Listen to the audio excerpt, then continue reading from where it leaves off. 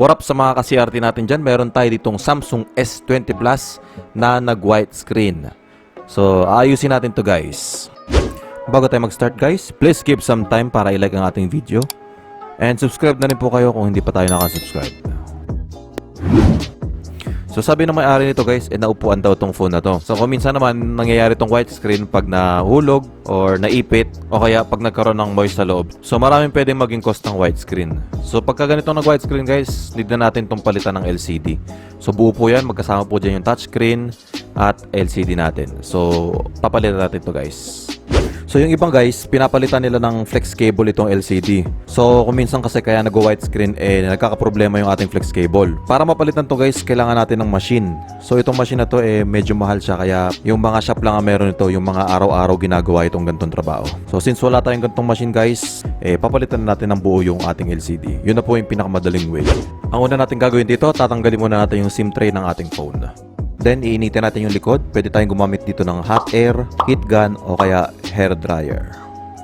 So, kung hot air ang gamit nyo, pwede nyo siyang iset sa 3. Basta yung tama lang, itestin nyo sa kamay ninyo na hindi siya sobrang init. Hanggang doon na lang yan. Huwag yung sobrang nakakapaso na. So, iinitin natin yung buong likod nito. So, basically, ang ginagawa natin dito guys is tinutunaw natin yung glue. So, dapat time to time, yung left hand natin is hinahawak natin dun sa ating back glass para matansya natin na hindi pa ganun ka sobrang init. Kasi once na nakakapaso na yan, ay baka madamay pa yung ating mga ibang pyesa. So, dapat katamtaman lang. Yung sakto lang na mainit siya pero nahahawakan pa natin.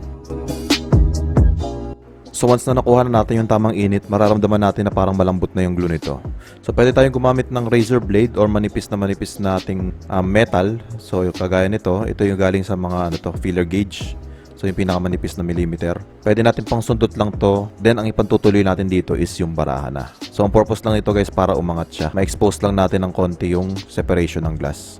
So dapat dahan-dahan tayo dito guys. Ingatan natin na huwag babasag yung glass. Ayan, pwede na natin gamitin yung baraha pagka nailusot na natin yung ating metal.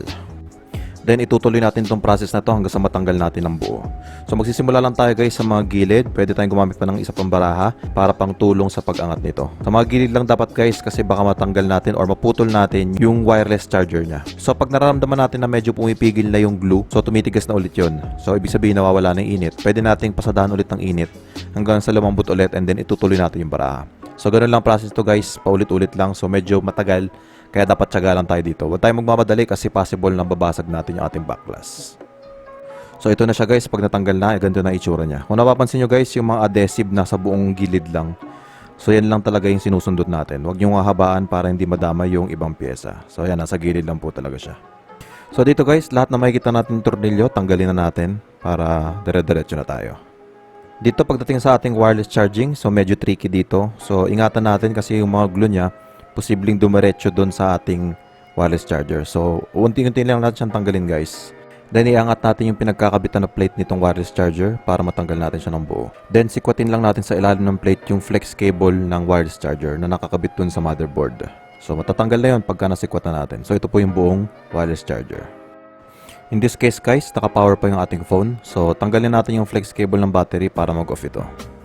Sa pagtatanggal ng flex cable guys, iwasan natin gumamit ng tweezer lalo sa battery. Kasi possible magkaroon po ng short ito or any metal. So dapat pagka gumagawa tayo, plastic pry tool lang, or kung mahaba yung kuko natin, kuko na lang gamitin natin para iwas shortage tayo ng motherboard.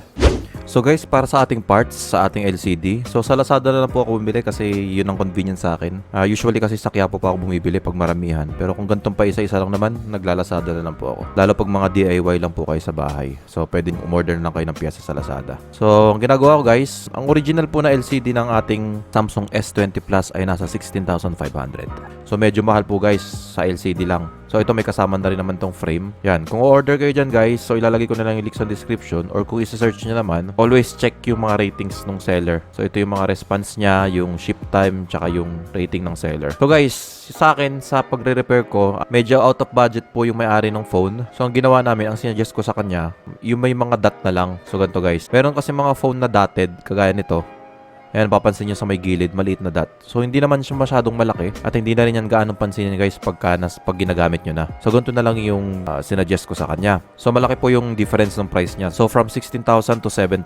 So, not bad na rin guys. So, yan. May mga iba't ibang dot eh. Yan, ito medyo maliit. So, iba-iba po yan. Nagre-reply naman po yung seller pagka kung sakaling umorder kayo, magbe-message siya na kung okay na ba sa inyo yung gantong dot, yung dito. Minsan kasi meron sa gitna eh. Kung hindi okay sa inyo yun, magsisend ulit sila na meron dito sa taas. Basta kung ano yung available nila. So yan, iba-iba po kasi yan. Meron pa sa taas. Pero goods yan guys. Kahit ako sa phone ko, hindi ako bumibili ng sobrang mahal kasi same function lang naman at hindi naman big deal sa akin yung dot na yan. So yun. So nandito yung mga model and then sabi ko kanina, always check the rating. Pero yung sinend ko sa inyong link guys, dyan sa description, pwedeng yun na lang din tingnan nyo kung S20 lang din naman. At pwede nyo rin naman i-click yung seller para dyan na rin kayo maghanap ng mga ibang parts ng cellphone niyo. Yan. Mga legit yan guys, mga nasubukan ko na po yan.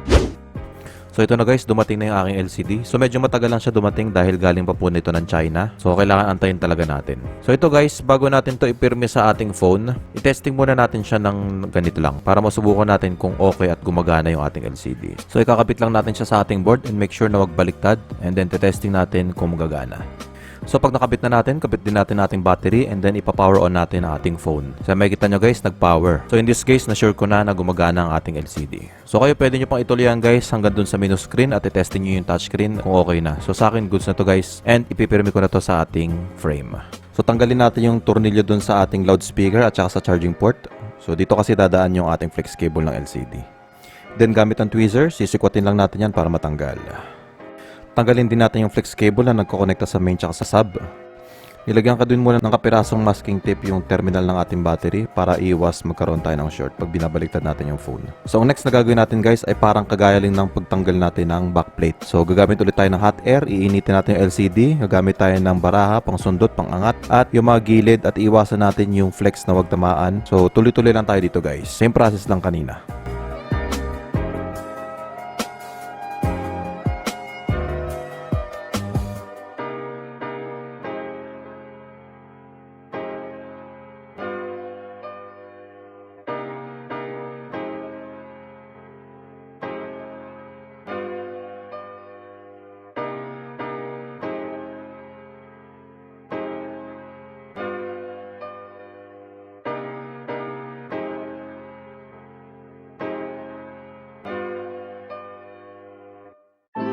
So guys, medyo natagalan tayo dito sa process na to kasi medyo mahigpit po yung glue nito dahil original pa yung pagkakadikit niya. So time to time naman iniinitan ko pa rin pag tumitigas and then sikwat tapos init. So paulit-ulit lang yung ginawa ko guys.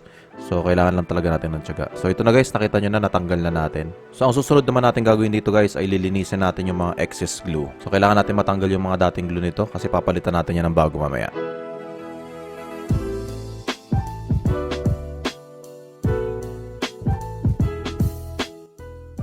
Brush natin din guys yung mga gilid para sa mga alikabok and iwasan din natin na huwag malagyan ng alikabok yung ating front camera para hindi ito lumabo. Pwede rin tayo gumamit ng lighter fluid para sa mga matitigas na glue para mas madali natin matatanggal. So pag ready na at malinis ng lahat, gagamit na tayo ng B7000 na glue para sa ating frame. So ilalagay lang natin yan, maliit na portion lang po sa mga gilid. So ikukompleto lang natin yan buong gilid. Susundan lang natin yung trace kung saan yung dating glue niya. And then naglalagay din ako ng konting double-sided tape sa gitna para hindi basta-basta kumakalas yung LCD. So pagtas ng glue, pwede natin ipesto yung ating LCD. Papasok lang natin yung flex doon sa ating frame. So dahan-dahan natin itong ilalagay and make sure na naka-align ito.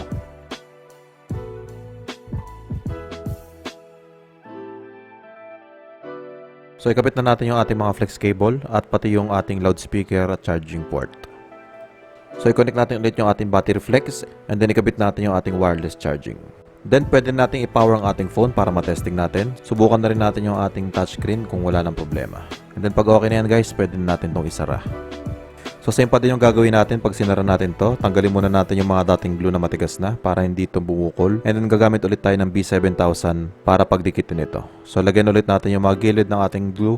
And then ilalagyan natin yung ating back cover glass. Then make sure naka-align and then testing lahat. So wag tayong mag-alala guys sa mga excess na glue kasi okay lang naman yan. Hayaan lang natin siyang matuyo. Kasi madali lang naman yan tanggalin guys pagka natuyo na siya. Para ka lang naglilibag. So habang pinapatuyo to guys, gagamit lang tayo ng goma. So igogoma lang natin siya para dumiin at para lumapat na maayos yung ating LCD. So ganito na itsura na guys. So patuyuin lang natin to mga 1 oras o 2 oras para tuyong-tuyo talaga yung ating glue. So after 2 hours guys, ito na yung ating magiging resulta. Pwede natin tanggalin yung ating rubber band. Then yung mga excess na glue, pwede natin kutkutin. So madali na lang po matanggal yan.